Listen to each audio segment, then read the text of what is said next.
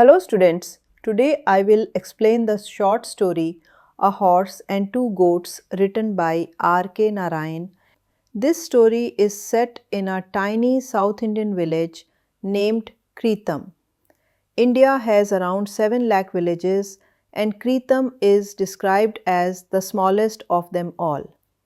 On the district map, it appears as just a tiny dot, so small that people can barely notice it. The map is mainly used by government officers for collecting taxes. There is no proper road to reach Kritam, only a rough bullock cart path. Now, here comes something interesting. Although the village is so small, its name in Tamil means something very grand. Kritam means coronet or crown, something worn by kings. There are only about 30 houses in the whole village. Just one house is built using brick and cement. It's painted bright yellow and blue and has carvings of gods and animals. That house is called the big house. All the other houses are simple huts made with bamboo, mud, and straw. The main character of our story, Muni, lives in the last house on the 4th street near the fields. Now, let's talk about Muni. In his younger days, Muni was much better off. He had about 40 sheep and goats. Every day he would take them to graze near the highway and he would sit under a large clay statue of a horse and warrior. He also collected sticks and dry leaves for fuel. His wife woke up early every day, lit the fire, and cooked a simple meal made with millet flour and salt. She even packed a small lunch of the same millet with an onion for Muni to eat later.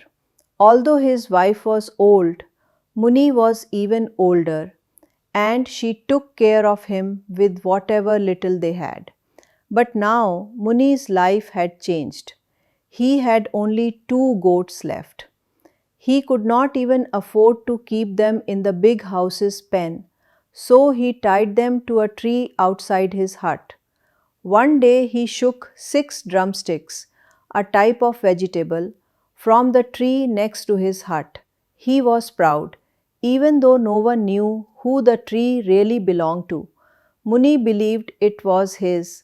After all, it was beside his house. He brought the drumsticks to his wife and asked her to make a nice curry. But his wife said she couldn't cook without ingredients. She told him to bring rice, dal, chili, curry leaves, mustard, coriander, oil, and a potato. Muni repeated the list carefully and went to the village shop. But at the shop, Muni had a problem.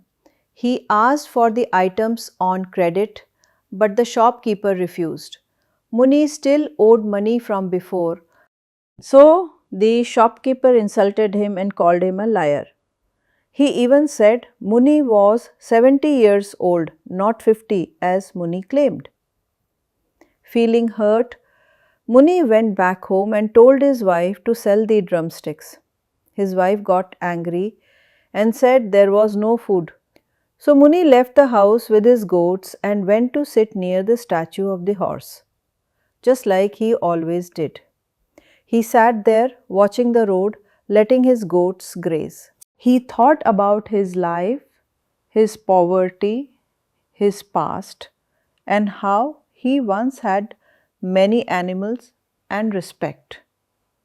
Now he felt lonely and looked down upon by everyone. Then something unusual happened. A foreigner, an American tourist, arrived in a yellow station wagon. He stopped near the statue and got out. When he saw the large clay horse, he was amazed. He loved it and wanted to buy it. But there was a problem. Muni didn't understand English and the American didn't know Tamil. So both of them kept talking in their own languages. The American thought Muni was the owner of the statue and he asked if he could buy it. He even showed Muni a 100 rupee note. But Muni thought the American was a police officer asking him questions about a murder in the village. So, Muni kept trying to prove he was innocent.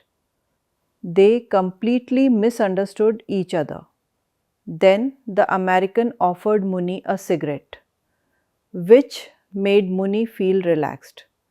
When the American gave him the money, Muni thought he was buying the goats.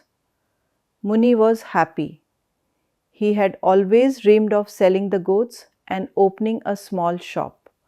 So he took the money and went home quickly. The foreigner, on the other hand, thought he had just bought the statue.